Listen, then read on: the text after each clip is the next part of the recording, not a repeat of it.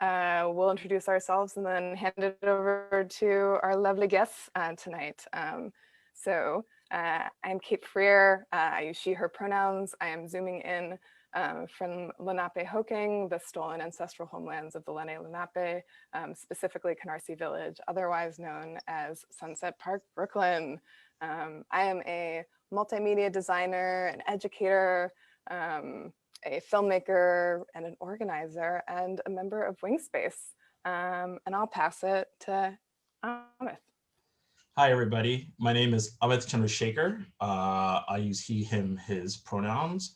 I am zooming in from the land of the Lenape from Williamsburg, Brooklyn. I am a lighting designer, and I am going to pass it on to Josh Higgason. Find my unmute button. Hi, friends. My name is Josh Higgason. I use he, him pronouns. I'm streaming in from Cambridge, Massachusetts right now. So I'm on the land of Pawtucket and Massachusetts. And yeah, I'm very excited to be here. I will pass it to Stacey. Hi, y'all. I could pretty much just steal everything that Amith said, aside from my name. So my name is Stacey. I'm a lighting designer, zooming from Williamsburg, land of the Lenape, and she, her pronouns. And I will pass it off to David. I'm David Bengali, projection and media designer primarily. He or they pronouns, and I'm zooming in from the land of the Lenape people in Harlem. And I will pass it to Jared. Hey everybody, Jared Mezzocchi, he, him, his. I am zooming in from the land of the Pennacook, and that is otherwise known as McDowell in Peterborough, New Hampshire. I'm a multimedia director and designer and an educator at University of Maryland. Great. I'll pass back. Yeah. I would also, just before we get started, invite everyone to, if you would like to add your pronouns to your name, you can do so by clicking the little 3 dots when you hover over your video image. And I'll pass it over to Amith to frame what we're going to be doing today. I know. Hi, everybody. I feel so lucky to have such a great panel and for Wingspace to want to begin to have this discussion. At the beginning of COVID, theater was we were all trying to find a way to create and to sort of deal with the moment. And even though we couldn't do it in person, we started to move to a virtual space. And the initial, from what we've observed, was a lot of it was taking works that were already created for live space, and those works were being adapted to the virtual space. And I think in the last few months, we've seen a bit of a shift, where now work is being created specifically for the virtual space, and sort of challenging or trying to figure out sort of what is theater, and is this a fully new field? And we wanted to invite some of the people who are currently working and creating and sort of defining what it is, this virtual space performance, to offer some insights and how they've been developing it and sort of what they think it is.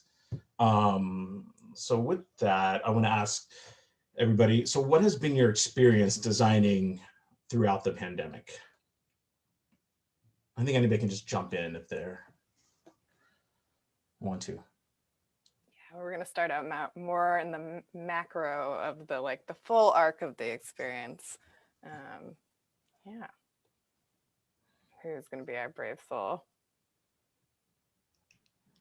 It's a lot of this. It's been a lot of staring at Zoom screens all day long for more hours. I thought I stared at computer screens enough already as a projection and video person, and little did I know there are more hours in the day to stare at a Zoom screen.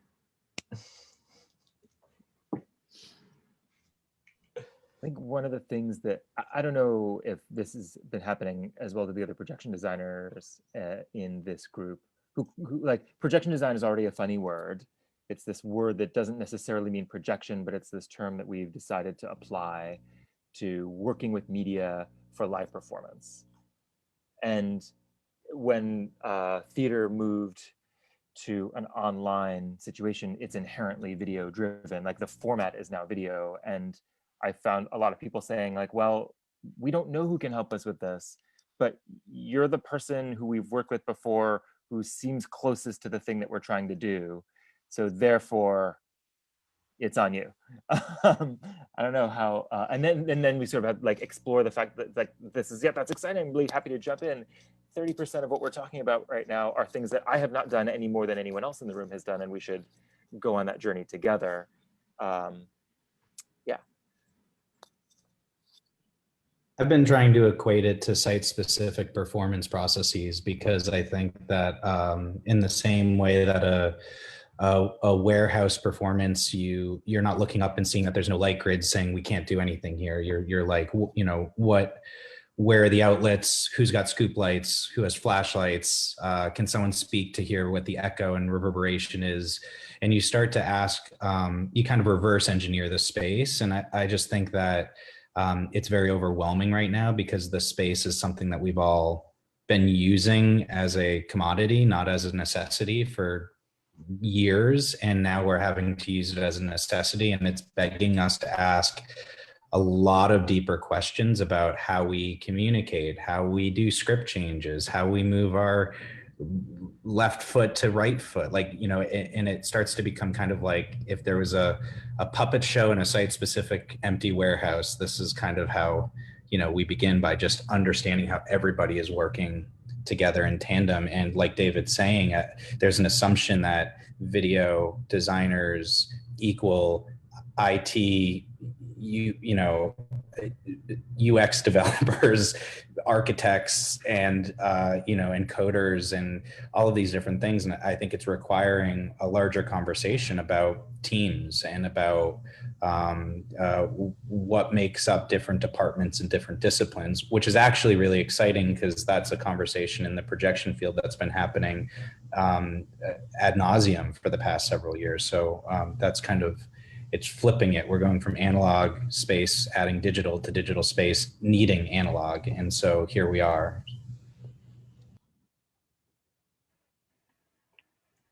And I think I'd say, as a lighting designer, it's been a lot of trial and error. I feel like a lot of the times I'm designing with my hands tied behind my back, and, you know, just kind of asking people to do things and hoping that it works, and then being like, okay, cool, that works for now, and then seeing what happens. Like, I think we Kate and Jared, we worked on something which was very fun to figure out. It's a similar sort of situation of kind of like, oh, I know that I want a lighting designer. However, in this format, like, the role of a lighting designer is very different, because instead of just sort of trusting their eye to see the thing and do the thing, it's like happening through a different sort of medium, through different devices in different parts of the country, with different like internet connections. And so it's been a fun thing to figure out. Yeah. It's been interesting to hear you all talk about sort of this new but yet familiar place you all find yourselves. It's sort of this role, the shifting of roles, where, you know, where the audience would be viewing it from their own seats, and they'd all experience it individually, and all the designers bring something so that everybody can experience it across this landscape. Now we're looking at it specifically through this lens. So the role, so this is a question for all of you, is how do you feel, I think David and Jared touched on it, but how do you feel your roles have shifted in relation to the other roles? And how do you feel that so much is now being interpreted by you as the projection video designers and as the lighting designer, and sort of how are you navigating that, like this new role or this expansion of a role? I'm actually just going to add on to that a little bit. You know, when we were talking beforehand, we're talking about how a lot of collaboration right now has sort of flattened the hierarchy of design and really emphasize the creative process and the collaborative process in a totally different way. So I think just like roles also in relation to each other is a good one to go. I'd love to. Yeah, the idea that a part of the problem with the hierarchy of traditional theater making is deadlines, and deadlines coming at specific parts in the process. And we can't even tape out a space without the entire creative team chiming in on that right now. And so it's actually obliterated deadlines because we all need to be there in a very particular way from the beginning in order to help the story and the storytellers understand the boundaries of the space, so that when you get to tech rehearsal of the former world of tech rehearsal, there's this translation that takes place there, and then an inevitable disappointment or realization or redefining of space, because all of the things that existed in our head that would be perfect are now imperfectly theater, and we have to translate that. That doesn't exist here anymore, because literally there's no stage without the entire creative team. And so Amith and I worked on Russian Troll Farm together, and we were in tech before table work because we needed to understand our boundaries of storytelling. And that was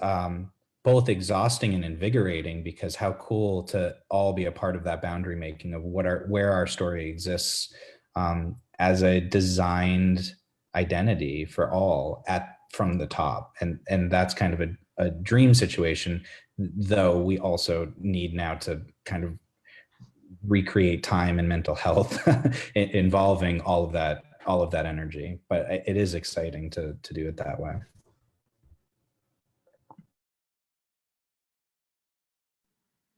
Jared, it's interesting to hear you talk about time in that way. I think before this era, I definitely have had lots of conversations about the ways in which time and physical presence, as it relates to theater making in the US in particular, differs from other parts of the world. And when I work on projects in Europe versus projects here in the US, there's already been a sort of different mentality of like, how much time are you gonna have to experiment? How much of that time has everybody present? And in the US, I think it's much more common that designers, like everyone's working, but everyone's not working together until, as you said, later. And then we have this really short compressed period of time to actually execute things. And then we all go away and we do the next thing, and in some ways it feels like we are here kind of rediscovering this way of working that's like, let's all experiment together, as you're describing, that other folks elsewhere have been onto all along. And yet the fact that we're still at the same time attached to the kind of scheduling density that came from the before time is part of where that mental health challenge comes from. And I think this is compounded by the fact that like we all have gotten very good at estimating how long things will take to do in the previous formats of production. And now I think estimating time has become very difficult because everything's a new experiment. I also kind of want to, go ahead, Josh. I'll talk a little bit about roles again, just because like one thing that has become like abundantly clear is that like the role of the actor is no longer just the role of the actor. Like they have become so much part of that process, because we need them to execute whatever it is that we're trying to achieve. And it's like, it depends on like what someone's skill level is, what someone's familiarity with their computer is. So like, it's been interesting like to see kind of like our roles as designers and as collaborators like fold in and include the actors in that, because like they are all of our crew and support on the ground. Yeah, go ahead, Josh. No, that's totally true. I mean, it is like we're asking people to be not only performers, but also camera technicians and gaffers and costumers and all these other things. It just like compounds the whole process. So previously, I was going to reflect on one of the things I guess that David and Jared have said, but also this, like it does remind me in a funny way when I first started doing more professional work, I was working with this group, the Builders Association, and so much of our work was already these combinations of a lot of things. So it's like, I remember when we first started doing our tech and our rehearsal, we would go somewhere and sit for a month and just like all be in the room together. And it's a thing that I think I'd moved away from a lot in other parts of my design work. And now it's like coming back in a real full circle way where, again, where, you know, like at those times I was asked to be like a performer and a technician and a programmer and a TD and it, there's something to me that's actually like really invigorating about knowing the whole process. I don't know if like my students necessarily feel that way when I'm asking them to like learn how to focus the camera and do all this stuff as well, but there is something that's sort of nice about understanding more of the holistic part of all of what it is to make a piece like this. I also, just to chime into that, because similarly, it reminds me of my time with Big Art Group and working with you, Josh, with Builders, of just why we're using the technology we're using to tell the story that we're trying to tell, which is like nothing but dramaturgy. And I feel like in the past several months, I've been feeling as though it's like a sharpening of dramaturgy vocabulary and dramaturgy skills in a way that has been really helpful to be able to talk to actors saying, look, the reason that ring light is over here instead of where it's most convenient for you is because of this one moment that we need that angle in order to get your performance to be enhanced by what you are doing, and providing them that understanding from a dramaturgical standpoint has also been thrilling in terms of using technology to enhance story as opposed to just trickeries, you know. And for that I think about Builders all the time right now, actually, just how Marianne talks to the actors and how the actors are communicating back. It's all dramaturgical. Yeah, I didn't know if I could say mediaturgy, or like, I thought Jared might have a copyright on it, so I was afraid Jared's to. covered that. I didn't know if I could use that phrase. You can use it. Always. Yeah. I do want to lift Go up ahead, a little bit David. of what Stacey was saying about the difference in sort of skill level and comfort, however, from one performer to another. You know, in situations before we were sort of all pulled into this world, there was more of an aspect of choice on the part of a performer to say, I'm excited about, I'm interested in working on this kind of work. And I think now there have definitely been projects that I've worked on where some of the performers, like, they're all for it, they're super excited to be a part of that process, and some for whom they're like, this is not that aspect of things, it's just not my thing. I'm gonna do it because I want to make this project successful, but you know that they are less comfortable. And I think it requires a lot of care to sort of understand on our part, you know, the folks on the other side of the screen who sometimes we're not even visible. Our cameras might be off and we're these like disembodied voices telling them to do stuff, to sort of reflect on that and operate with care when then like 5 minutes later they need to be live and performing for 1,000 people, and potentially also thinking about, I need to move this light, I need to make sure my sound is working, I need to understand how the internet in my home operates like I've never had to know before. That is so real. Yeah, I echoing everything that everyone has said. I'm so curious, you know, I, like Josh was saying about being transported, I remember in sort of, there was this like moment when a lot of people had been like innovating very quickly to figure out how to get all of the tools that like multimedia designers use to, you know, be in conversation with all the programs. And I started to like see the work that Jared was doing and the work that, you know, Mark Niglia was doing to get Isadora, which is the platform that a lot of us use in the multimedia world, to integrate with like Zoom and such. And so there was this like amazing aha moment where I was like, oh my gosh, all of the tools that I had available to me before are now once again available to me in this space, and it just cracked everything open for me. And I had that experience working with Jared and Stacey on American Dreams, where we like literally had the performers in Skype. So that was like the stage. We were like pulling them in as individual feeds into Isadora, and then sending, and also pulling the audience in from Zoom, and then putting them all together and sending it back out to Zoom, and doing this wild thing with sound. And, you know, I don't know if that would have been possible, you know, 9 months ago, if we hadn't had to like rapidly innovate, which is the thing that I find so amazing about this community of people that are here, is that like the patience, the desire to create, like, has made this all possible. So I'm curious, for those that are here, like, do you have like any aha moments that happened for you, or like specific examples for productions where you're like, I can't believe that I'm doing this now?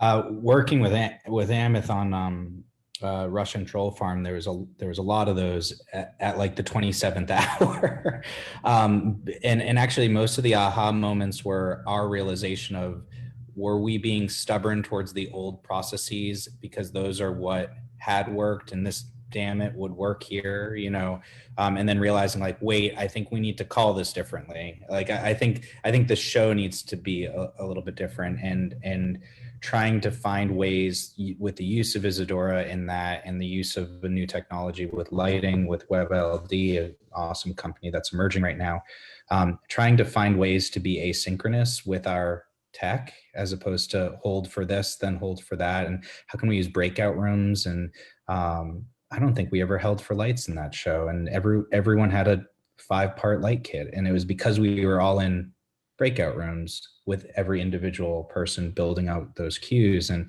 those kinds of moments are just really invigorating, because I think with Zoom, with Skype, with all of these online platforms, there is this conveyor belt process. I mean, it's built to be a conference call. You know, it's built to not let people interrupt each other. And I just find it thrilling to be in a reverse engineering process, to be like, but what do we need? And again, that's just reinvigorating when we get back into the space, to be working backwards that way, as opposed to assuming this is the way we have to do it. And I don't know, those were really thrilling, I think. But did you ever have to hold for video? And that should have been the name of the show. Oh gosh. Jared, you just said something that I love, before I pass it on to other folks, this idea that Zoom was built as a conference platform brings up this term that I just like love from like the makerspace, which is creative misuse, which is like taking something that was built for one thing and then like basically bending it to your will to use it for something else, which is basically what we've been doing. Well, and to chime into that too, we kept in Russian Troll Farm needing to stop using the term Zoom and stop using the term video and start using the term like another character and our stage, and trying to like forget that we're on Zoom and behave like we were somewhere else in order to discover what we needed in that moment. And you know, that, yeah, the misuse of it is awesome, you know.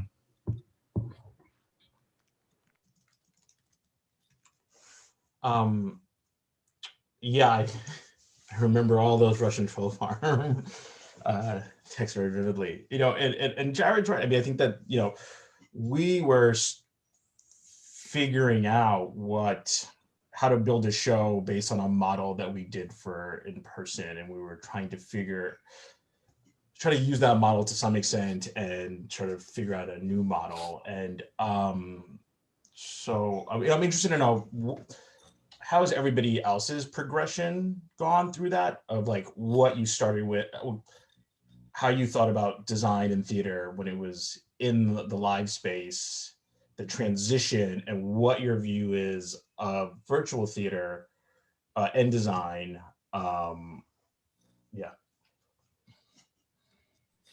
I had a sort of a funny path through those things during this pandemic, just in like this sequence of virtual projects that I've been working on. Like everyone, there's like a collection of projects that are gonna come back to the theater, and we like keep working on them, or we kept working on them until finally they all got to the point where people are like, we are just not doing this show again for a year. It's like, okay, maybe we should stop like putting all our time into making that content. And then there was the period of time of people saying, well, what are we gonna do now? And for me, the kind of first one of those that like really kind of gelled and was like, this is really happening, was this show Circle Jerk, where we actually didn't, it wasn't Zoom theater at all. It was virtual theater. There was no audience in the room, and we stripped down the crew to be the smallest number of people we could have for COVID safety. But ultimately, like for tech, we went to a theater, everyone got tested, we wore masks, sat far apart, but like we had more or less a normal tech, just with lots and lots of cameras and the internet between us and the audience, and knowledge that like we just don't have as many people to make the machine run as we think we normally would need to. So we had to like come up with systems that would allow this to be like an automated robotic version of a theater experience while still hopefully feeling as live as it possibly can for folks at home. And then the next things that I've been doing since then have been more in the performers are in different spaces in their homes. Zoom is a piece of the puzzle. Isadora is maybe a piece of the puzzle, and it's being composited into a stream that then gets spit back out onto the internet. And I feel like kind of taking these gradual steps has been really helpful, because it was a first of a phase of like, what does it mean to take an experience that was live with an audience, and now it's on a screen. Like we're all doing the same things, the actors are doing the same kinds of things, but the audience is what's not there anymore. That's what we've lost. How do we get that back, and how do we make people feel like they're part of that? And then using those discoveries to apply it to the next step, where it's like, well, the actors aren't even in the same room with each other, but how do we take what we did when the audience went away and apply it to when the actors have also gone away? I'm so excited to talk about this exact thing. For American Dreams, we had like literally the audience there, and they were participating, and they could see themselves, and they could talk to the actors, but not every piece is like that. So I like this question of liveness, which is like inherently the most theatrical thing, the like being in the room with the audience, the other audience members, like seeing human beings in front of you, like that is, that's inherently live. So how does liveness play into all of these different projects that we were talking about? Ken in the chat has spoken about these like pre-edited pieces, and some of those have elements of liveness also. So I'm curious about all of your thoughts about liveness and how it exists in this virtual space, and I guess theatricality as well. I think like one like huge thing, Kate, like especially with like American Dreams and like another piece that I worked on that wasn't through Zoom, but was like done on like its own separate platform, but like the audience and the actor were confronted with each other face to face, full screen on their computers. But like in a way, it's sometimes too live, if that can make any sense, because like when I spoke a little bit about this to Amith on the phone, but like you're on Zoom on your couch making dinner or something like that, but also watching a show. And so you're like able to sort of have a conversation with someone, pick up, like answer the phone while you're engaging this thing, which some people answer the phone in theater, I don't know, but like, it's very different. You're like separated by like not being able to like actually see the audience. And so like one thing that I thought was hilarious some nights in American Dreams of like the unmuted mics of audience members and like the conversations that happened. And then also on that other show, Theater for One, where it was one-on-one, just kind of like audience members, like someone is delivering a monologue to you, and then they're like, hey, come over, come see this thing, watch this. Like, it's super exciting, but like, I feel like in thinking about what, like a huge difference in this platform from like where we had been was like how live it is. It's like it's very real. I would also add, like, there's so many different tiers of liveness too, and I think there are two things that are going on right now in online performance as a question. One is, can story be told live regardless of audience? Just, can stories be told live? Can two different actors from two different spaces communicate in real time? Yes, let's go on Zoom or Skype. No, let's find a way to film it and pre-edit it, right? And then a second tier of that is liveness with audience, and particularly with American Dreams, you know, there's a really delicate threshold of, all of a sudden every decision needs to be made because audience are in the room, and it actually, and I've seen this on other projects, like, that starts to dilute the ability to be creative in the storytelling, because literally the technology of Zoom or Skype is prohibiting you from hopping to be that much more creatively fluid. And so those two and with Russian Troll Farm, there used to be, in an earlier iteration of it, audience participation over Twitter, and we nixed it because we were keenly interested in finding a way to do a show live with full design. And we found that for one moment of interaction with the audience, that actually pushed us into a whole different system. And we wanted to answer this question of just our actors being in a live space. And could that sort of risk provide the amount of attention grabbing of our audience to know that someone is on the other side of Zoom telling a story, therefore out of respect and risk, I'm just gonna be like tuned into it. And then when we restreamed it and are continuing to restream it, I'm oddly finding that risk still exists, because the thing that we recorded was live, and now I'm like, God, what is liveness here? And then the third tier, I just worked with Cornerstone out in LA, and we decided there were so many participants performance-wise that trying to create a Zoom situation that way was almost impossible just out of performers. So we filmed it with the caveat that we would not edit it as a cut.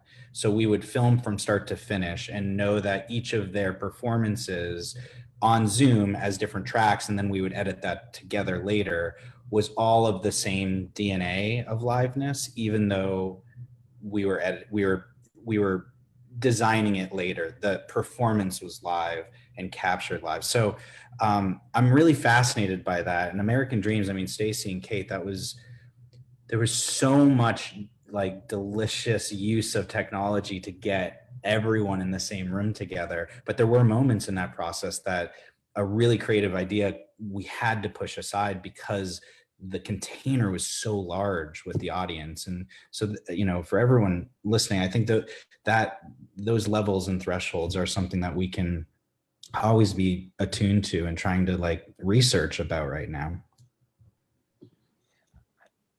I think one of the things that there's this feeling that I have come across with various collaborators and myself also, that one of the pieces of liveness is about imperfection, and the fact that the version of the performance that you're going to see right now will never happen again because it only happened this way this one time. But I think that there's a little bit of a danger there, or there's sort of a need to explore that more, because partly just because of the challenge of working with technology that introduces new kinds of imperfection. So like, for example, thinking about Circle Jerk, this is a show that originally, it was always going to have live camera. It's part of the show. We did a workshop at Ars Nova, and there were like 3 cameras, and then now there are more. But one of the things that the actors are doing is a very kind of Charles Ludlam style. 3 actors are performing tons of different characters with super fast, very visible on stage costume changes. And the original performance was super exciting because you see them going through this very difficult series of actions, and when someone puts the wrong wig on, like, that's great. It's like that's part of the excitement of that, and you see them noticing they put the wrong wig on, but they got to keep going. And one of the things we were trying to explore with this version with the audience missing, we're like, well, how do we recreate that? It used to be that you saw the actors between the screens and saw what they were going through. So we're like, well, let's add some more cameras, and sometimes we'll cut away to, like, you can see what they're doing, and we thought this was going to be great. And what we learned was, we're like, actually, that was only interesting a very little bit of the time. Like you can't actually replace seeing the wires by just showing the wires as much as you think you can. And yet when you just were on the fixed camera shot and someone puts the wrong wig on, that was as exciting as it always was. The flip side is when someone like jumps their line because they got nervous because of the technology, or when the lighting and video cues are out of sync with each other, or when you hear a mic bleed from another part of the same room because, you know, that wasn't supposed to happen, but it did. All of those are other forms of imperfection that, at least my feeling about those is like, those don't necessarily add to the experience. They're happening because it's live, but they're things that we wish could be cleaner. And I don't know exactly like how we figure out what goes in which box, like what's exciting and what is, you know, if we just pre-edited this, it would be exactly the same, but better. Yeah, I find that like the question of liveness becomes such a really huge one in what we do, because I feel like as theater makers, as people who are usually doing these things because they exist in individual specific moments of time, like I start to ask myself, what is the product that we're making right now? And is it like, I guess for 15 years, I've been saying like, am I just making the world's most difficult film when I'm trying to like use live cameras and put them on stage and like put the things together? And I think, David, you're sort of right about like seeing the wires and like just showing the wires are sort of different things. But like when you are able to take in both like the composed image, how it's put together, see that whole thing together, like individually, they're not all that interesting, but together it becomes like a more impressive like thing because you're seeing it all at the same time and simultaneously. Like that's where that feeling of liveness kind of like sparks out. But I am like really curious in this moment now, like Jared, when you're talking about like, or some other people too, like, oh, we just pre-recorded everything, or we wanted to make it all one performance, but then we were going to go back and edit it at some point, or like where, yeah, what is the line between like, we're just making a movie or a film, or sort of what's the difference versus like making a thing that's theater? And I think every project I do, or all the ones that I see, you start to like ask that same question. It's like, are they, you know, do I actually need, do I need to make it a little messy and like show people like how messy it can be in order to not make it look like a poorly made film because my budget's not like $1 million or something? Well, I wonder, I mean, I think underneath all of this is like, what is theater if not on a physical stage? Like what is the essence of theater? And liveness pops up a lot because when we watch something on a stage, that exists. And as media designers and technologists here, from lighting to video, I think we're constantly asking that, like, how many cues is 2 cues? Just do the damn fade, you know, like just track the thing, right? Like as opposed to like cue here, cue here, cue here. And it's similar in video. And that's a case by case thing. For me, I keep asking like, what's underneath this question? Like, what's the product? Because when I view something that I know has been edited, I'm disappointed that it's not this like Hollywood blockbuster, and that's not what we are. And so what is it that is leaning towards theater over cinema? And to me, there is something about, I was talking to Kui Wen of Viet Gone and Poor Yellow Rednecks, and we were talking, and he was like, you know, the value and currency of cinema is money and reality. If Superman needs to fly, we will find the funding and witness flight. In theater, here's 2 chairs and a sheet and a full ensemble. Let's get flight happening, right? And so the value system and currency in theater is imagination, the things that we do not actually see in front of us. And cinema is really difficult when we're putting that here, and when we're viewing it through Zoom and having the expectation of literal realism and virtual backgrounds, we're in a balancing act that can be very dangerously falling into cinema and actually not enticing the theatricality of it. And I think the theatricality of it is the things that which we are not seeing, but are invited to see, you know, in our heads. And how do we get there? And liveness and risk and, you know, all of those things play a part in that, in the invisible. And I'm curious, as we're on Zoom, the most visible form right now, how are we strategizing that, you know? Yeah, I think that's like a super important thing, is like in the physical space and theater making, like actually the imagination and like suggesting the thing and then letting people fill in the rest of the idea, like that's the liveness, because the thing doesn't exist until their imagination actually completes the idea, you know? And that's why like you go to see a film these days and everything is CG, everything is fake, and like you watch it like this, you sit back and you don't engage because you don't need to, because it's all, anything that's possible can happen there. But in these worlds, it's like you actually have to engage and you have to be there, or else the thing can't ever exist. It just like is half of an idea. Yeah, I think that there are various like tools that ultimately come down to composition and choice that hearing everyone speak about, you know, some of the differences between cinema and theater and the use of the imagination and the magic, like what we call the magic of theater, and the fact that an umbrella can be the sun, you know. I think we kind of unwittingly use these tools when we're making virtual theater as well.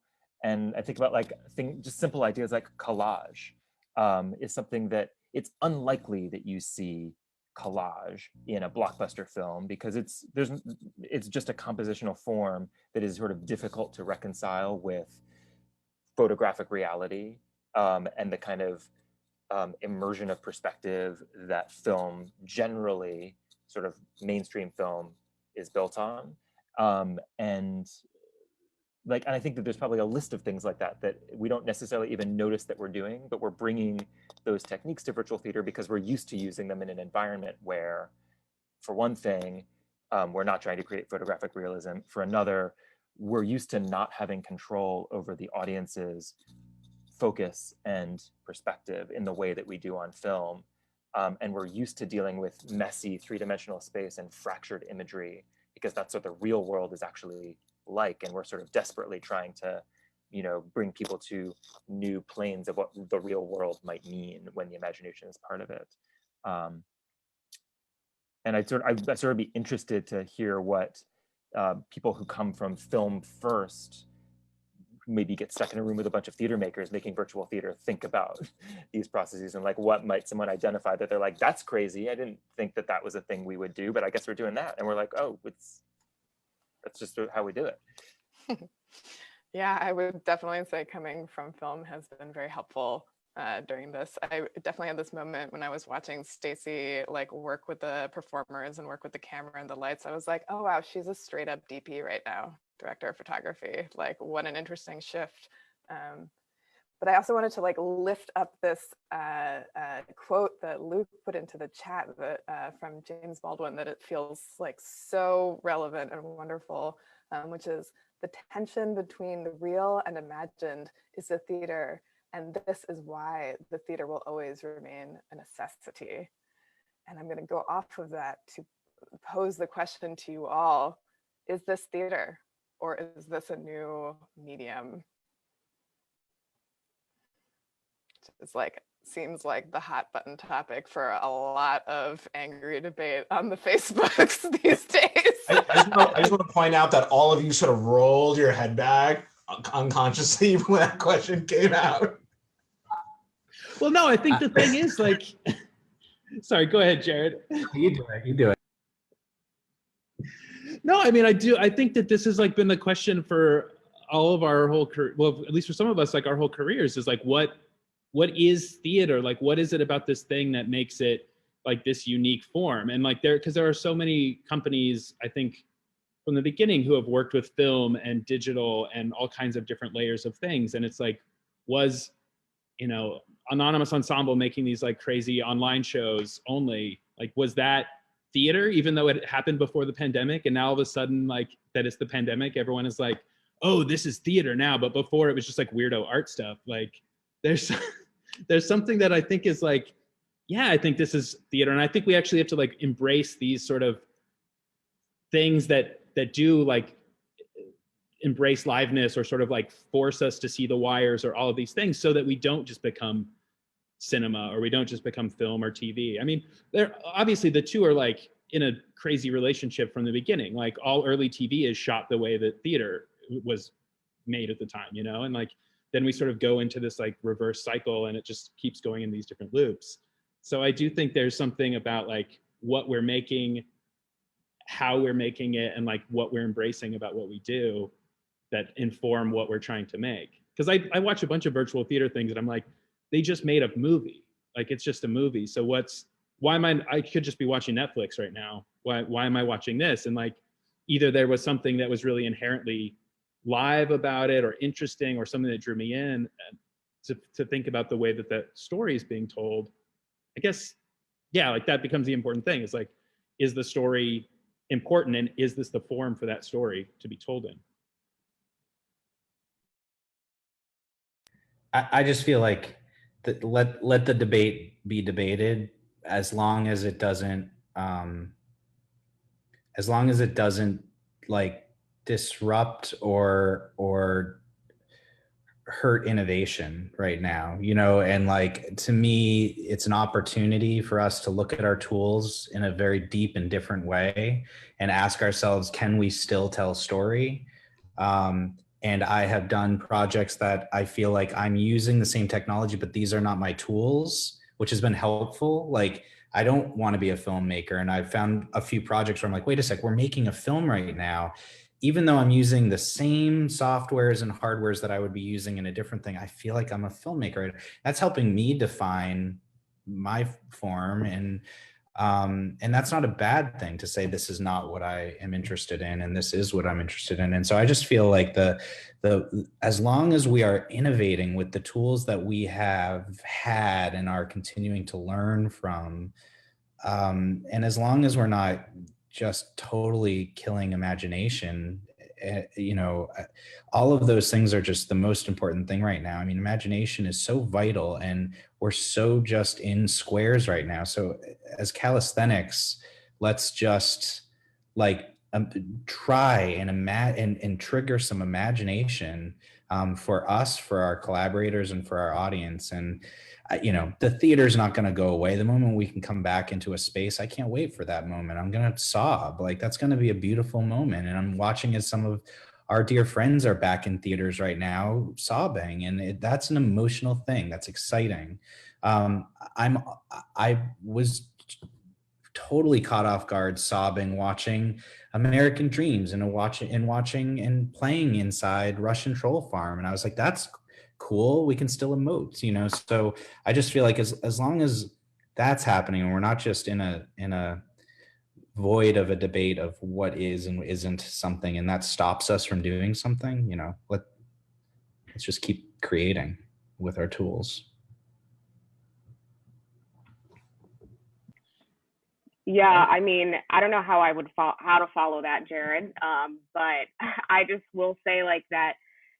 For me, I don't know what it is. I don't know if it's theater. I don't know what it like. I am excited that it's happening. I'm excited that we're finding weird things that happen in it. Like, I mean, I worked with a bunch of students, and like we spent like an entire class figuring out like feedback loops through Zoom, and like having Zoom open on different devices, and like what that weird symphony of sounds created. And like that was an exciting sort of altogether thing that we created that like we didn't really show to anyone, but it was fun to play with that platform. So I think like the idea of being able to use the tool that we have right now and like use the weirdness of it, and also like, I mean, quite honestly, like I think about like all of us in our own little Zoom prosceniums right now, how we've like carefully curated how, or not carefully curated how we look, like how we're lit, how much of the background you see. So like in a way, it's kind of like every day that we log onto Zoom, it's a little bit of a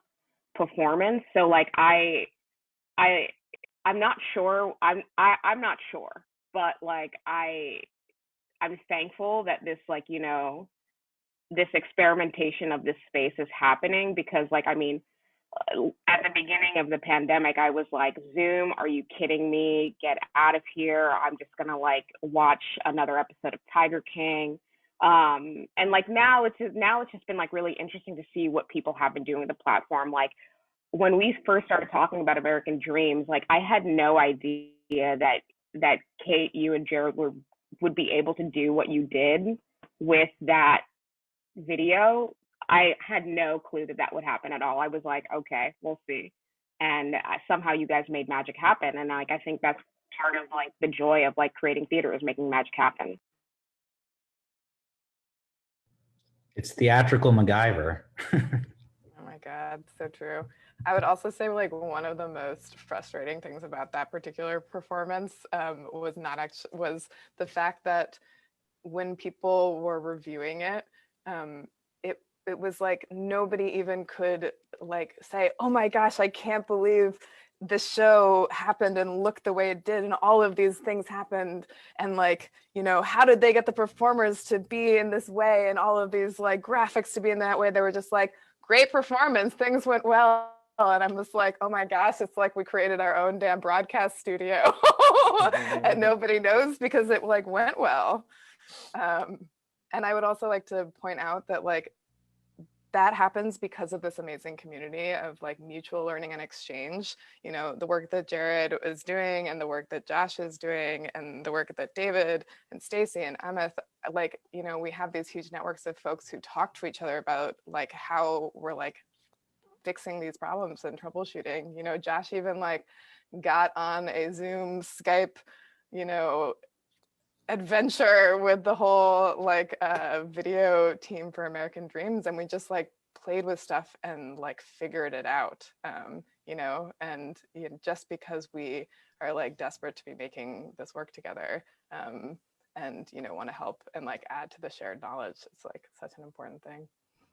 Something that you're saying, Kate, and I'm seeing in the chat right now of like the most successful pandemic shows have been ones that were written for or significantly rethought to be online. And I just to say out loud, American Dreams and Russian Troll Farm as scripts were intended for the stage. And I don't know with Tamala and the conversations prior to us coming on, Kate, but with Russian Troll Farm, Sarah Gancher was ready to cut the kiss scene and the touching and all of these different like moments inside of that script, and me and Elizabeth Williamson, the other co-director on it, were like, no, keep it, this is impossible, let's try and figure that out. And I think for both of those, like the intention for it to not be on Zoom was what unlocked it into an imagined space, as opposed to writing something for this space.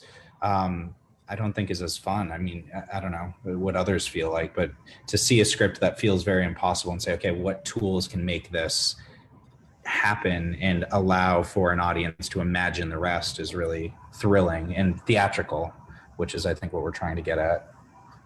I mean, the experience with Circle Jerk was exciting because it was originally intended to be written for the stage, but then when it became clear it was going to be online, we did a lot of work to kind of reimagine it, but then also wanted to hold on to things that we knew were exciting from the stage version. This project that I'm working on right now that's called Only You Will Recognize the Signal is an opera that we started the project intending for it to be online. It's all written to work that way. And I think it's great fun. First of all, just like on the label question about is it theater, is it not? It's funny, no one asks if virtual opera is opera. They're like, oh, it's opera, everyone's singing. So it's like, it's always interesting what decides when something will get labeled or not labeled in a certain way and what that means. And part of what it means is who's going to come see it and what do they think it's going to be. But one of the things that I think is fun about this opera is that it's episodic. Every week we do another 10-minute episode and there's a whole story arc, but it's also, it's like a surreal sci-fi opera. It's very, you know, it's a little off the wall. And then at the end, our last episode is going to be in like 2 or 3 weeks, I think. And in that episode, you can watch all the previous ones, and then there'll be a big live finale.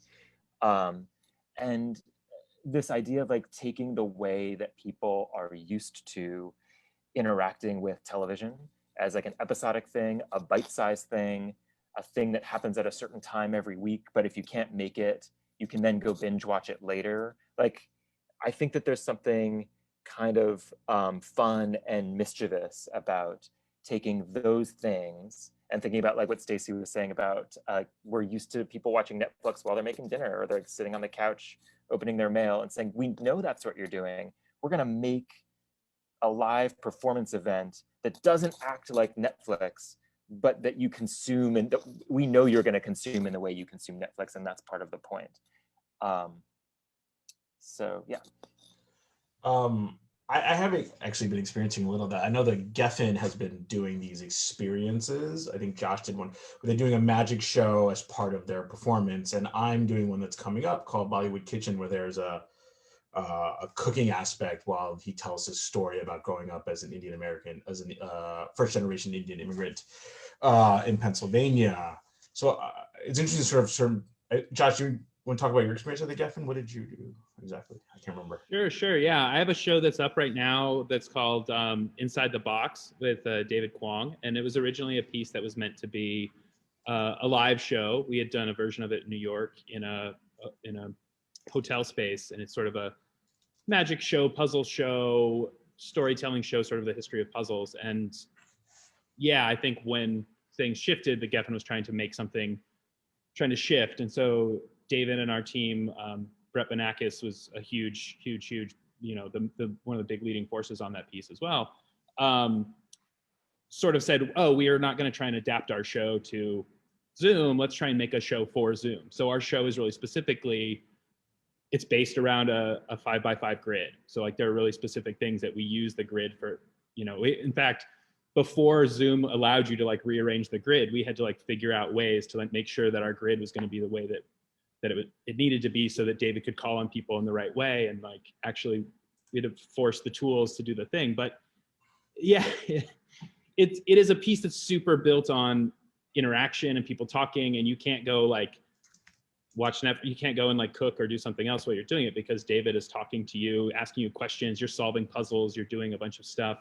Everyone is really involved, but we did have to like really think about the ways that humans and how people are interacting with it, and what things are unique about the form that only can happen in Zoom or only happen in a virtual space that we could use to our advantage. So yeah, it's fun. I mean, I do think a lot of these projects, like there's always this chicken and the egg thing about like, do I want the show to be rewritten? Like Jared was saying, should it be rewritten for Zoom, or should we be trying to figure out how to make a thing exist in the world in the way that it should? And like the fun is the solve, and the fun is the like, you know, we're not visual artists. We're not, speaking of like labeling, I should have just started calling my performance like art a long time ago. I would have made way more money than calling it theater.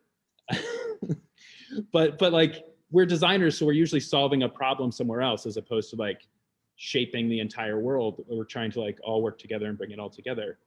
So yeah, it's fun to like play with how to make it with the tools that we have and the things that we can make work.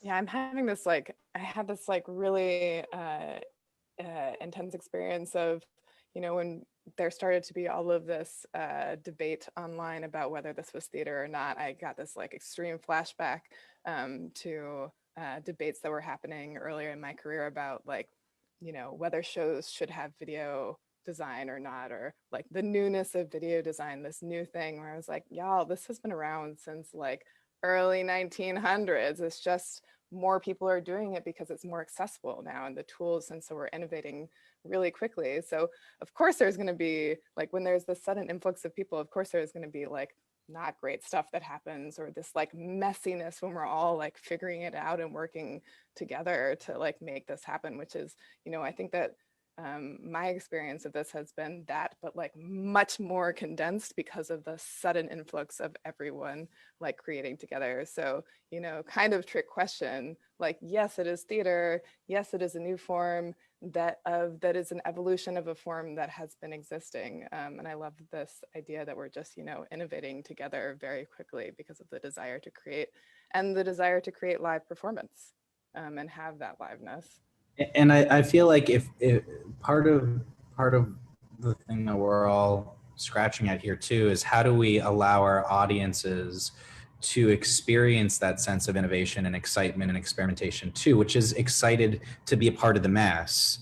And I think to what you're alluding to, Kate, of that, those some of the reviews and responses to American Dream was that the team did such a great job of leveraging it back up to the form that it was when it was on stage, that no one, at least in those first iterations, were like on the same trajectory of understanding just how much was going on behind the scenes in order to make that happen. And with Russian Troll Farm, there was this question of like, do we start the show out by like showing a bit of like, look, this is actually live, and we decided not to, and just allow for the audience to either understand it's live or not. That wasn't a part of the point of that. And all of those questions are, I think, exciting in terms of like, we do that with exposition of storytelling, of like understanding the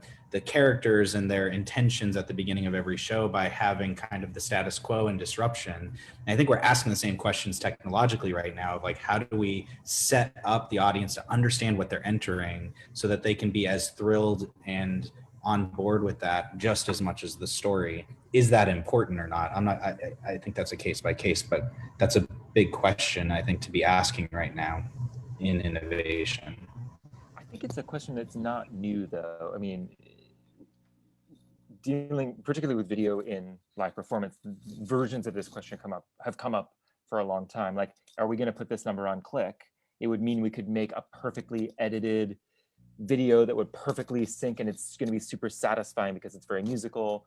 But what does it mean when the music director has a metronome in their ear for that number? Does that change the liveness of the musical performance? And different shows and different groups of collaborators will come to different conclusions about that.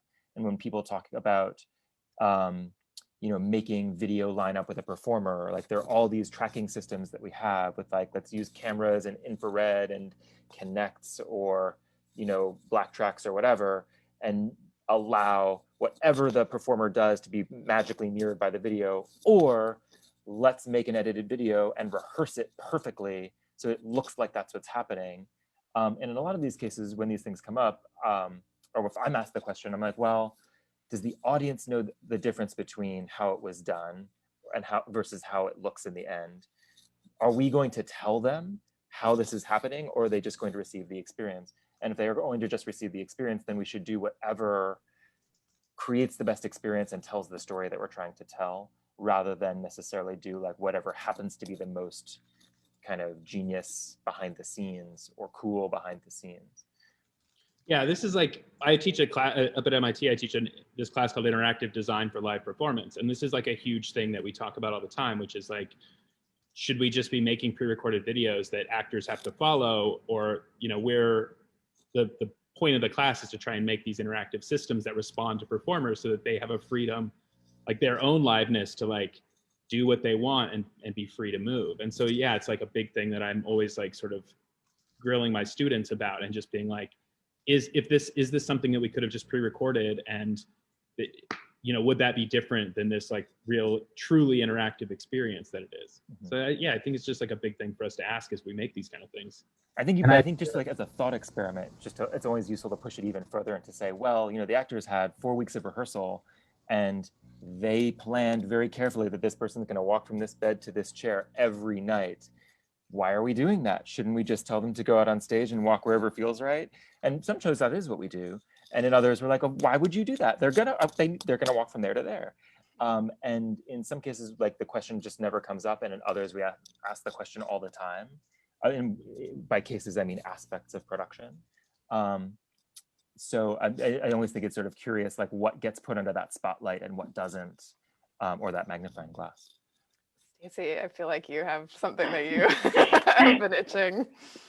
No, I mean, not really itching, but like, I feel like we've kind of moved past it, but I do want to like, go back to like what Kate was asking in the chat of like the shows being shows that were written specifically for the stage or being rethought for online. And Theater for One was really interesting because I feel like those, I mean, if you're familiar with Theater for One, it's an experience that you have solo, you in a booth with an actor. And I think that translated really well onto this platform that they created, where you're confronted with the other person. And like, there's one thing about theater on Zoom that happens is that you're always aware of yourself. And in Theater for One, you never get to see yourself, which I think like is something that really, really, I don't know, linked sort of the virtual nature of that interpretation to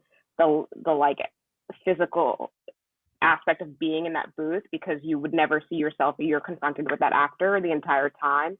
So I think like that's something where I don't think the actors were necessarily concerned about you being, or I don't think like the texts were necessarily concerned with you being within the space, like physically, versus being in a digital space.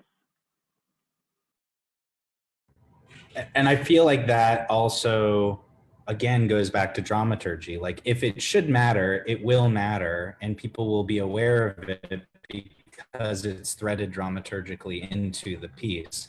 If it's not threaded and you just want somebody to know, then that might not be important because it's actually distracting from the story if it's not a part of the dramaturgy. So I feel like that's where, because we flipped to digital space, it's a harder and more vital question to be asking right now, because the video is not just behind or auxiliary to the performance, it's the only way we can view through the performance. And so that becomes a really exciting question of storytelling, which is what, Stacey, you're getting at, is that's so brilliantly dramaturgically threaded into the piece that I, as audience or performer, am acutely aware of this moment right now happening in the way that it is technically. Yeah. Josh, go. Well, I was just going to say, we just finished doing this version of Fefu and her friends up here at MIT. And I don't know whether it was because we were, whether the show was selected because we were sort of tired of being separate from people. Like, so much of that script is about all of these women who are together and like having these close personal relationships, and like what it is to gather with people and actually like share your experience and talk about these sort of really deep ideas. I don't know whether we selected that show because we were apart and wanted to try and put people together, or we were apart and we wanted to put people together, so we chose that show. But like, it was this big, that whole piece is like, we took all these feeds of actors and threw them into Unreal Engine and put them all together in a room. So they're in a 3D physical space that we sort of move the camera around in and sort of tour people together. But like, the whole idea was to try and get people back together, maybe as a way to kick back against like the separation of Zoom and pandemics and quarantines and all these other things. Yeah, it's interesting. It's sort of piggybacking on what Josh and Jared both said about sort of the Zoom box and the video as a delivery system, where before that was never really part of the line of the continuum from the written page to the audience. And now that there seems to be a focal point or a choke point, which is the delivery of media through Zoom or through whatever virtual space, how do you think that has changed authorship? And I use that term, I'm trying to be delicate about that term, but I mean, if somebody writes a scene, or a scene has been written for two performers to be next to each other, and now that you're trying to put them in boxes or recreate some context for that, looking at new work specifically, sort of like, you need to have the design team be so integrated, I would assume, to try to make that work because of the limitations. I mean, have you seen that evolution, or what do you think?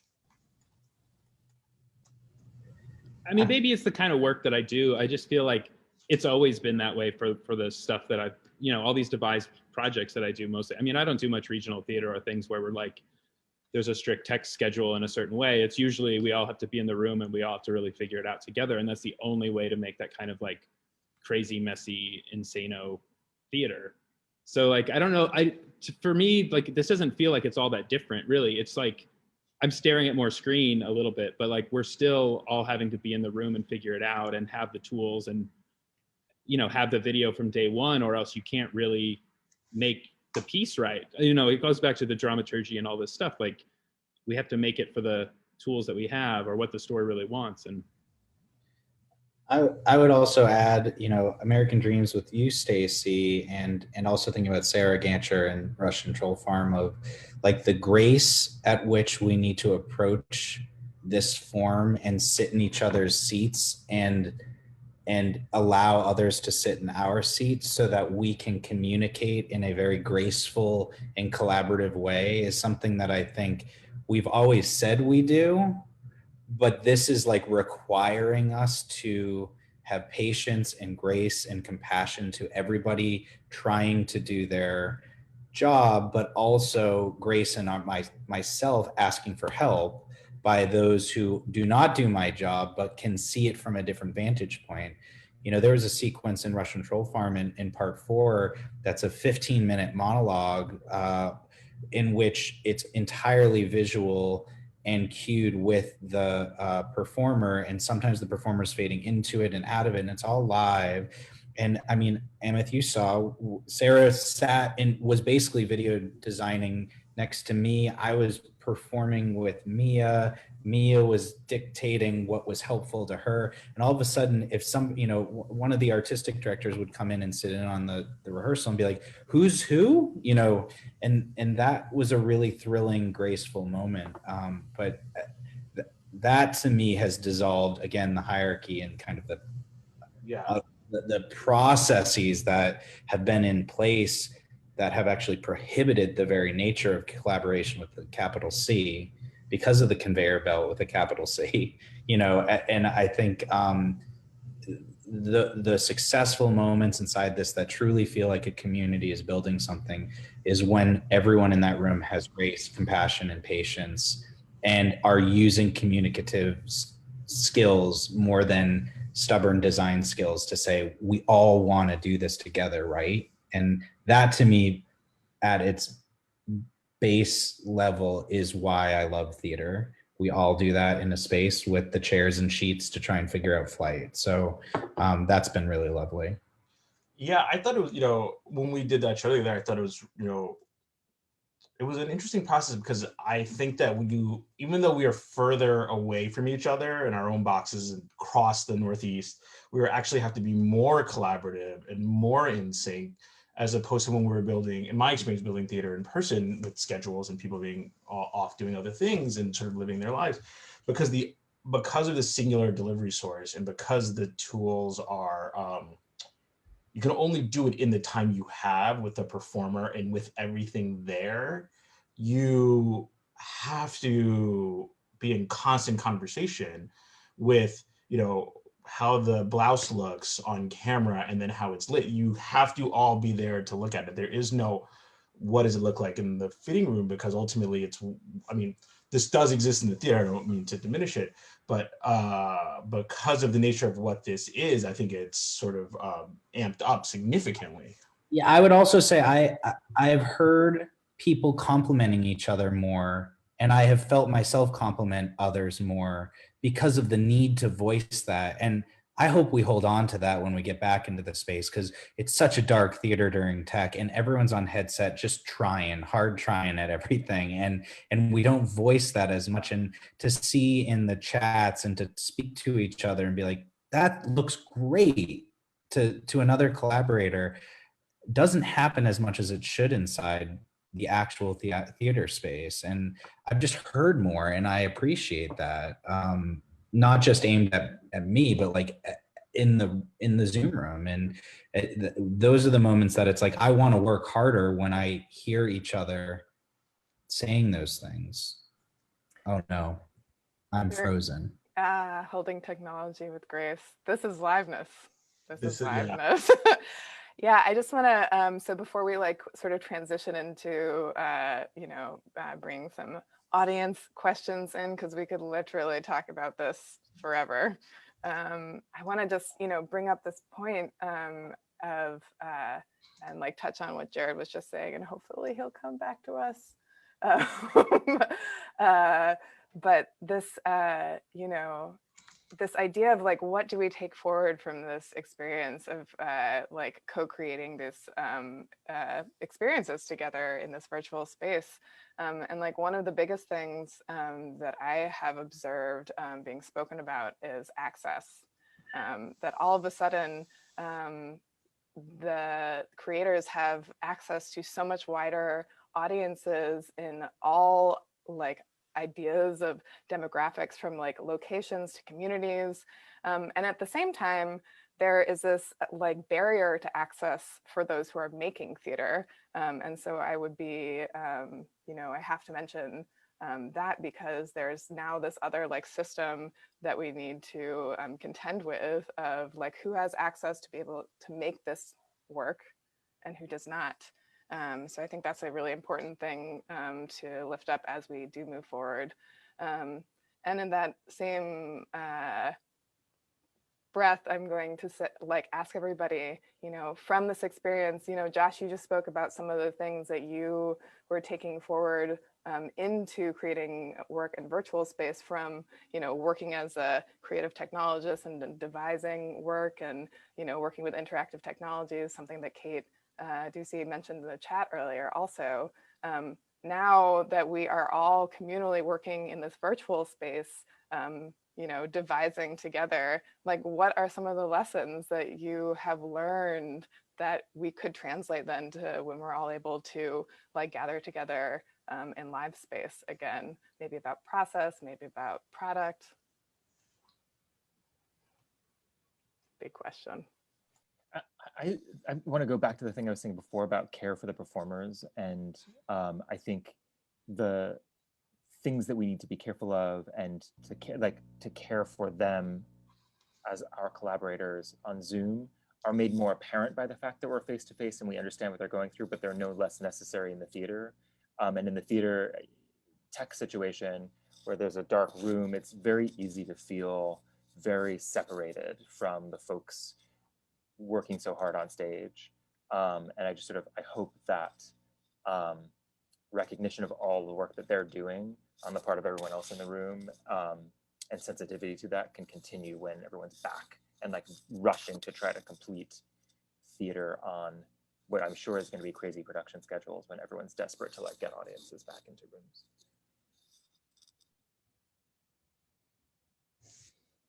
I 1000% echo that, David. I mean, like the actors were really my saving grace on every show that I worked on, from like asking them, hey, do you have aluminum foil that we can wrap around that light? Like, you know, just things like that where they spent so much time because they also really wanted things to look good, trying to figure it out as well. That like a lot of them joked around. They were like, I need to get like crew credit. I need to get like ALD credit. And I'm like, yeah, you need to get like design credit because you guys are like on the ground actually doing everything. And like, again, it's like for me, someone who doesn't really get to speak to the actors as much because I'm just sitting in the dark behind a screen, being able to talk to them and like show them how to put together a ring light and like being in a breakout room with them and figuring out like, okay, what size are your windows so I can send you some blackout curtains, and like, oh, you need some weights to like weigh down your like LED panel. Great. Like it's, I don't know, they deserve a huge amount of big ups for everything that they've gone through in this time. Yeah, hopefully we're all sort of moving forward with a little more grace and patience and understanding and curiosity about like knowing what all of the other parts are doing and like all the work that goes into it. And you know, I'm hoping that I continue to have that feeling moving forward, that I'm thinking about all of the patience that my collaborators are having with me as I stumble through trying to like learn how all this stuff works too, and that they are going to do the same, and we're all going to work in that way. I think that's a really important thing. I mean, I think actually I'm really curious. The question, Kate, you had earlier about access is like a huge one that I'm like, I get curious about. I don't have the answer to this, but it's like that thing of like in the past, theater has maybe progressively in certain areas wasn't accessible to a ton of people because of the price. Like who can afford to go see a Broadway show, who can afford a theater ticket, blah, blah, blah.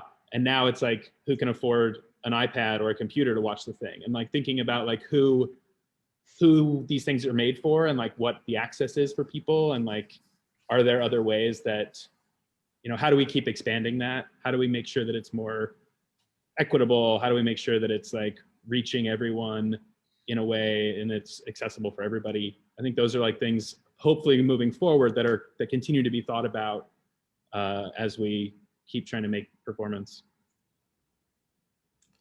You know, that makes me wonder, like, will this, because of access, will this go away, or how will this evolve once we're able to go back into theaters and theater companies are able to get their seasons back up and running?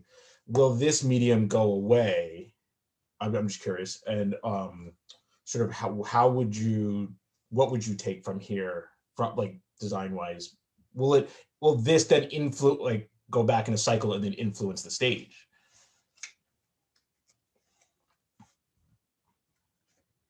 I think that the answer to that, I don't think it's going away, but who's making it is going to change. Like right now, institutions of all kinds, like this is the option. And institutions who have buildings, with seasons to program, I think are probably going to find it challenging to do that and also do this. And I think there may be lots of opportunities to try to build in virtual facets to what's happening. But then there's like a lot of work that's being made now that is either not passing through traditional gatekeepers or through traditional institutions. I think that I have a suspicion that that's going to stay very alive. And I'm very interested in like, what is the kind of community of theater making groups going to look like when that all kind of shakes out in the next 2-3 years. And there's always been, you know, thinking about in New York in particular, there are so many theater making groups in New York. One might say too many. And of course, up until this particular era of COVID, one of the big access obstacles is the cost of rental, which comes down to the cost of real estate. And like renting rehearsal space, renting shop space, renting a theater, if you don't already have access to one of those things. And that seems like one of the things that maybe has changed. If audiences are now like, their eyes are open to the idea that they can experience theater without going to a theater, then maybe lots of artists who otherwise wouldn't have had access to a physical space now have access to an audience. And also, you know, audience to work.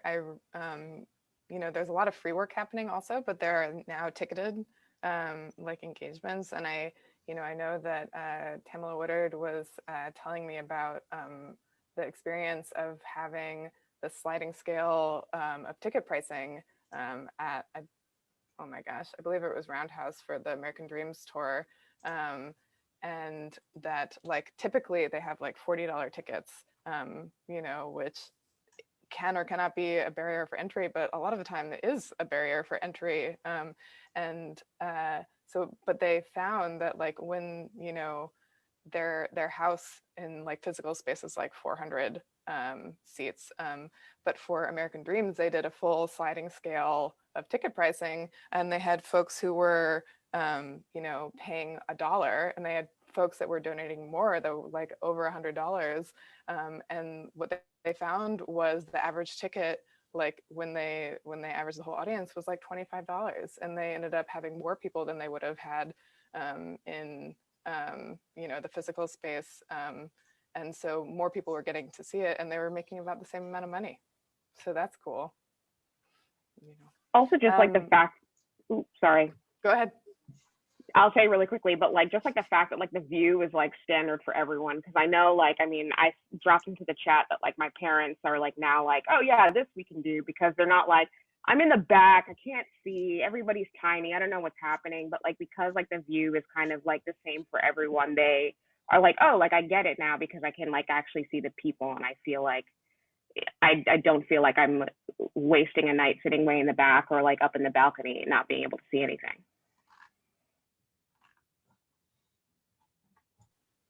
That's an awesome point. Mm-hmm. Yeah. So yeah, go ahead, Josh. Or who was? Hi. I'm a set designer, and I also, you know, worked recently in a project, a virtual project that we try to kind of like keep the theatric aspect of it, and we come up with some kind of hybrid situation. But you know, it was a learning curve, and really, some things, as I said, designer, I was kind of frustrated at the end because I kind of see this, we designed sets for it. We did the play in a space. We have like a minimum audience, so kind of like 5 persons per performance, and then but it was mainly done for virtual audience.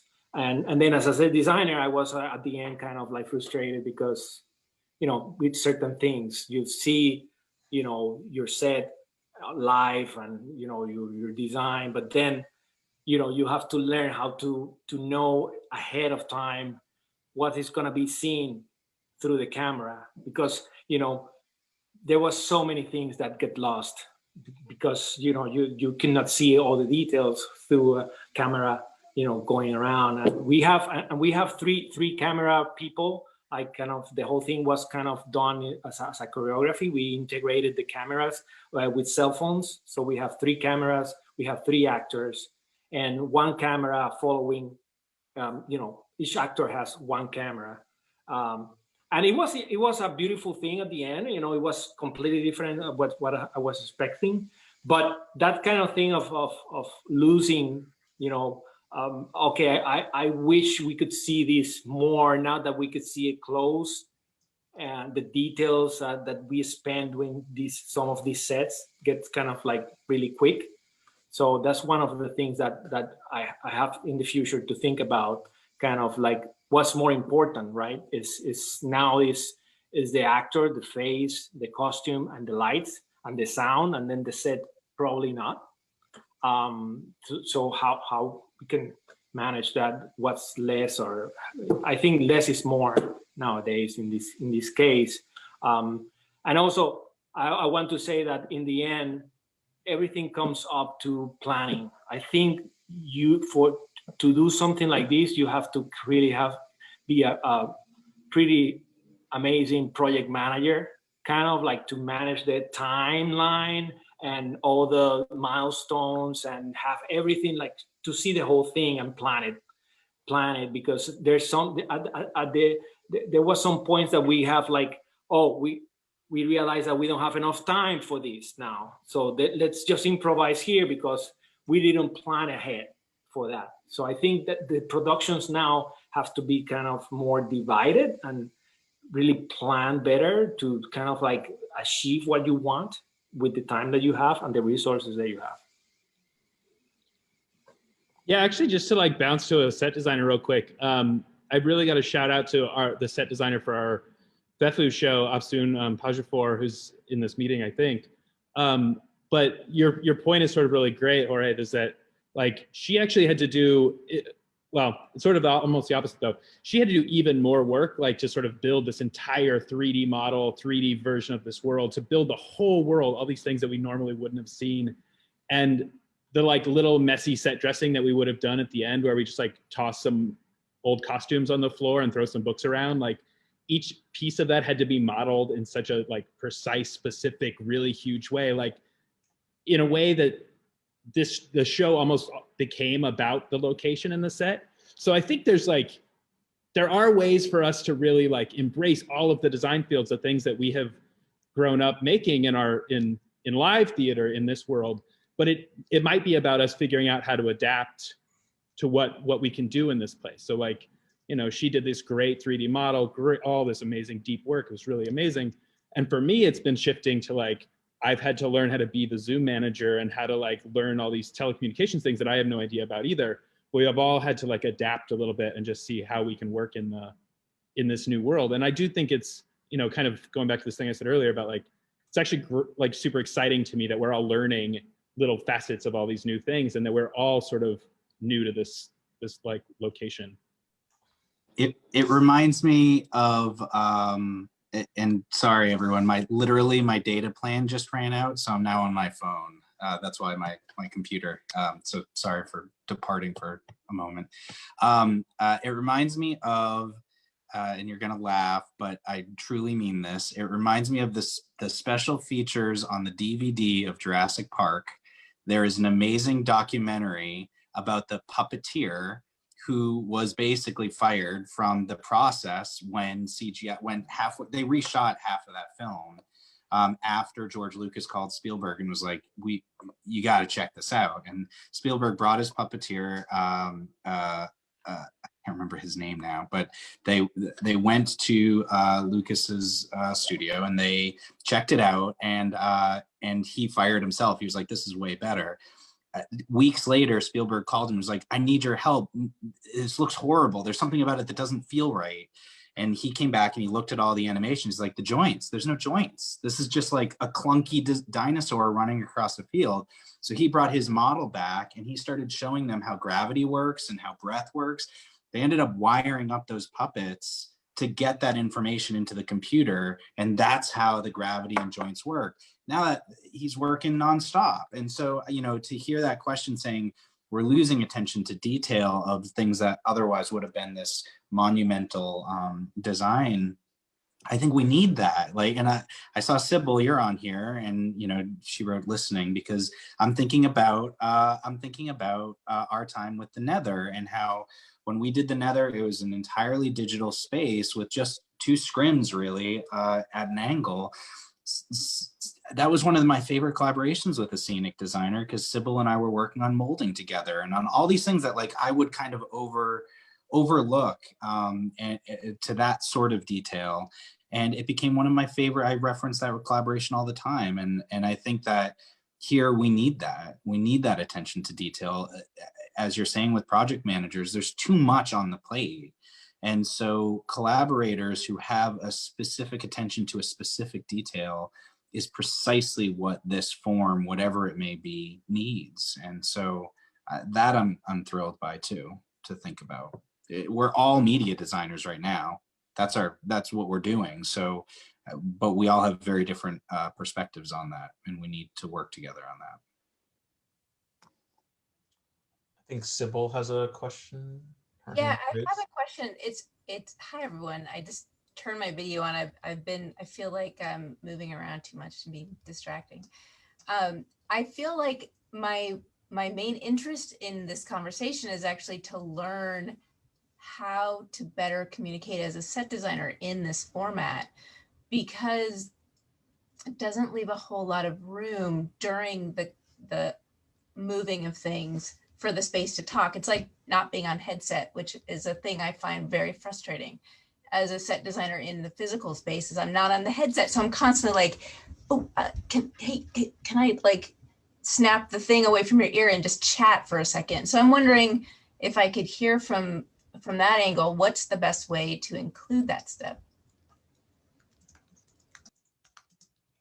I think like for American Dreams, we all had like, what were they, like individual sessions of like meetings with all the actors, like be it like set and video together with the one actor, or like, you know, set and lighting together with one actor. And I think like it was, again, like needing all hands on deck of like having all the people in the room in order to see the thing, see like what the Isadora crop was going to be, to know if we could see that table that the actor had their like computer on or something like that, you know? So, I mean, this probably doesn't answer the question, but like, I think like it kind of goes back to what we were talking about at the very beginning of like everybody being in the room, devising all together. So you're saying just jump in? Well, I think this is a larger conversation, and Jared, we had a really similar conversation at USITT about you know, how to like communicate with a director as a multimedia designer, and you know, we're in this time of creating a shared vocabulary together. So you know, as a scenic designer, like creating something that is potentially going to go into somebody's living room, we have to like figure out what all those questions are right now. It's like, you know, you might not have known before to like, you know, get a full 360 like view of the space and dimensions in a particular way, and like what the like lighting, where the sun is in position to the windows at different times of day for the different, what the surface of the background is. Totally. Yeah. I mean, there's just so many. I would also add, Sybil, something that I've been encountering is that we, as a creative team on various projects, we forget about the macro world beyond the frame. Everyone's focused on like what's in the frame, and no one's really asking the question of like what's beyond the frame, so that we understand that this is a lens into a larger world. And that is a huge scenic skill set that for me I don't have. Yeah, what's in the wings, what's beyond this? And Brenda on Russian Troll Farm, we started talking about like, well, he clearly has a plant next to his computer, so let's have a little leaf here, like right there, so that the audience can intuit that there's a larger world beyond this frame. And it's almost like a video game design. You got to figure out the world and then place the camera into that and start to scope around. That then becomes precisely scenic to me and is really helpful. And then I can be the lens in which helps focus that. For what that's worth, that's been a huge conversation in the last couple of collaborations. Can I ask one other question? How willing are actors in their spaces to house these things? And are they just making the space to do that? I was literally drawing out like a frame that I thought would be the most efficient use of space that you could kind of unpack a little bit to put your lights and your things and your screen and your, layers, and then fold it back up and just shift it aside the other night. And I wonder if that's what you've experienced. Yeah, we've run into this thing with like students, we got them all green screen setups and they had different things, but we have a variety of people in spaces. So there's one of our students who's like working in her closet so that she didn't have to take everything down. So it's like 4 feet by 4 feet. It's this tiny space so we can only shoot her from here. We have other ones that like are a little more industrious and willing to like hang a bigger screen and to set up a camera every day. And then there becomes like they have to give us, half an hour before rehearsal every day just to like double check their frames and their lighting and make sure everything is the same. But then those people were able to get like full body shots. And so for us, like we sort of tried to embrace the situation that everyone had. We started out by trying to like constrict everyone to this tiny space, like least common denominator. And then the reality was we found that it was way more powerful to figure out what the advantage was for everyone's space. And so the people that had the closer up shot, we figured out how to use them in the world. The people that we could get full body shots with, we put them into different shots now because we could embrace that part of it. So I do think it's a lot about like, it's not just like building the set, it's like building the theater as well. Yeah. And so it's like figuring out those kind of constraints and how to work with what you get, what you've got. I would also equate some of the conversations to being like negotiations and line sets, like, because it's also not just where the plants go and where the green screen goes. There are cables everywhere in these people's houses, and there are light fixtures, and there's a potential webcam with a tripod. And so and it's total chaos because it's not line sets, it's not a few feet apart from each other, it's everybody's different space, sometimes a closet, right? So trying to figure out gear inside worlds that cannot be seen through lens of worlds, but also provides enough worlds and roommates, and kids and dogs and a cat, Yeah, so, I remember. Sorry, I was just Like saying. I just remember when we were doing Russian Troll Farms, Jared, that we had them take a picture of everybody's space before everything went in, just so we can get an understanding of what everybody's working with. And some people were in tiny apartments in New York that they have roommates, and some people were in homes and somewhere else. And then once we had pictures of them, after everything was said, we asked them to take pictures again, so that as we needed to do notes or try to figure things out, we can give them some direction. And I just felt so bad because they basically step into a camera view, and then sort of some people are just locked in, like their bed is right here, and like the air conditioner and the street noise is right here. And then some people have more space, and then sort of you're able to, the people that have that are like, you have to experiment and use what you're given. And there's one great moment in Russian Troll Farm where you think two people are separated, and then we cut very quickly, or then you realize that they're both in a similar space, which is, how you play with that is also really important. I feel like it goes back. Sorry, just spike tape everywhere. That's all I wanted to add. Oh yeah, absolutely. I was just going to say, my experience has been, to go back to what Jared, you were saying earlier about involving the performers in the conversation, has been really key to this process, particularly for folks who have to take apart and put back together their setup. For Only You, since this project has been going on for weeks and weeks, we've had folks who moved from one apartment to another in the middle of the process. And when the performers sort of understand what we're after and what the meaning is of this light that's here, and they're a part of the process, then they can sort of have agency in both putting things back together each time and not having to just sit there while people like send instructions to them through a microphone, but also they can be a part of the creative process of saying, oh, now that I understand what you're after, this closet might actually be amazing. Let me show it to you on my camera. I have this opportunity here for you that you wouldn't have known because you don't live in my apartment, but we're doing this together. Yeah. 1000%. Go, Stacey. Yeah, no, 1000%. Like I had on Theater for One, 2 actors moved apartments, but like because we had all been in conversation about what we were going for and what the cues were, what the vibe was, by the time that they had set up all their gear again, and like we did have like a production person who streamlined the setting up of that gear, so that way by the time we went back in to recheck, they were like, I think this might work for the thing that we did in the other space. So they already knew kind of like where we were trying to go, and were able to like provide options before we even all had to like say, hey, can you get something that looks like this? Go ahead, Jared.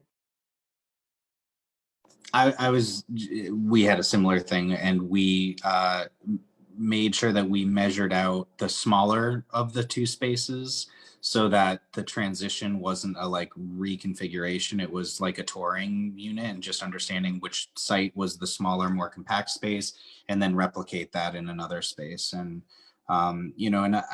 and yes, having some kind of production management that is helping that, and project management that is helping that, is really important.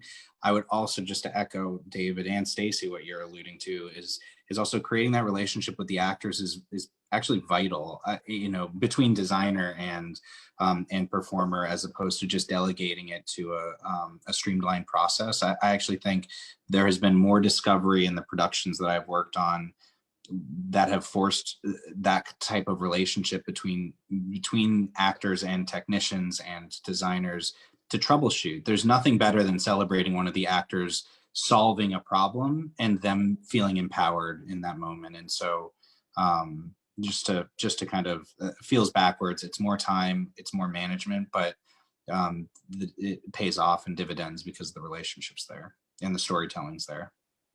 I think, yeah, all of this is so important, and also the relationship with the actors and performers and everybody, and relationship to time, and like the effort and the value of what everyone is contributing. And something that really stood out to me, especially when performers started to have to deal with all these technical elements, being like, oh my gosh, my job is so hard. Like, I don't even know how to use these things. And something that I like hope that we also take forward is like the appreciation for actually like how hard all of our jobs as designers and technicians are, and how much knowledge actually we've been building over this huge amount of time. And so like maybe just a little bit, like as we continue working the graciousness that Jared was talking about before, that like of what everybody is contributing, and like how, if you don't notice the sound, that means that like someone did a really good job. It's really hard to make sound effortless. And so I think there's this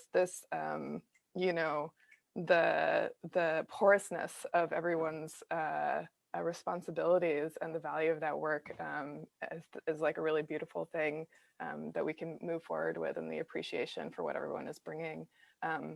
And then I think there's also this thing that we're talking about is like relationship to time. Like, how much time does it take to set something up? How much longer is it taking to actually do our work right now? Like, what is being asked of people?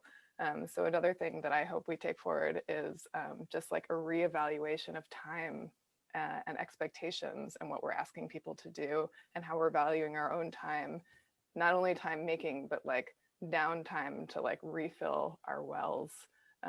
And take care of ourselves as human beings. I would also add, Kate, that all of these processes have exposed just how much anxiety there is around technology in general, and how much we internalize when we're in tech. From the self to the group, like everyone is nervous about technology, and here's a moment in time in which we can work together to realize that humans are behind every piece of technology, and if it is stressful, we can choose a different way. And I feel like those conversations have become very helpful. There was a moment in Russian Troll Farm, we knew the week before we were going to hop to Skype because Skype had a better resolution. An hour into that rehearsal process, we were unable to communicate the same way that we were on Zoom. There was so many difficult things, and while it worked like gangbusters on American Dreams, it was not working correctly in terms of, not technically, but just like how people were communicating to each other and how they were viewing their own performance and how much they needed the monitor system of Zoom and blah, blah, blah. And we all came together and said, let's just go back to Zoom. Like, what are we doing? Why are we doing it this way?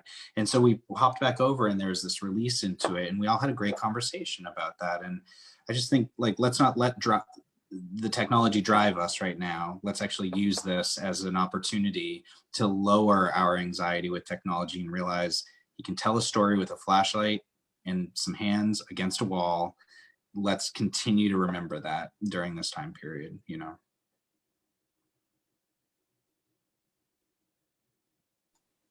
Well, it is 9:57. So we have 3 minutes left altogether, even though I know that we could keep talking about this. But, you know, we do have this first, just want to say thank you all so much to our guests and our participants and our audience.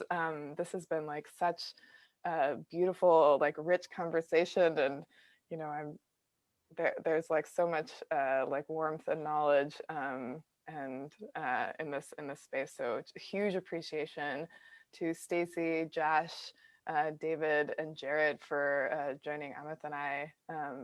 Huge appreciation. Yeah. And also, I would be amiss if I did not plug the fact that this Sunday, we're going to be having a hands-on virtual workshop to actually like play with and experiment with and make and sort of unpack a lot of the tools that we were talking about today that this group has used in like crafting these virtual performances. And I'll stick a link to that in the chat. We'll be working with some like OBS, Zoom, Skype, Isadora, Black Hole, NDI, all the fun things to make some really strange, messy stuff. So if you have any questions or desire to experiment, please come and hang out with us and make some fun virtual mess with us and really get into the gritty, beautiful tech of it all. And I'll stick that in the chat. Amith, I'm passing it over to you to close us out. Oh, thank you. Once again, I just want to reiterate a huge thank you to Stacey, Josh, David, and Jared for joining us, and to Wingspace's drive to put these on every week or every few weeks. I'm going to invite you all to come back to the Sunday, like reiterate, Kate, come back for the Sunday workshop, and to please, I should put the link in, great. And to, I think further on, maybe Adrian could put the link in for the Wingspace donations that help us produce these events. Be much appreciated. Thank you everybody for coming, and I hope you enjoyed it. Oh, and also we have our next salon is on Thursday, December 17th at 8 p.m. And that is going to be our Salon 20, the Women of Color Designers Showcase, which has been curated by Mel Eng and Elizabeth Mack. And we have some awesome guests, so please tune in. Yay. Thank you, everybody. Such a pleasure. Thank you. Bye.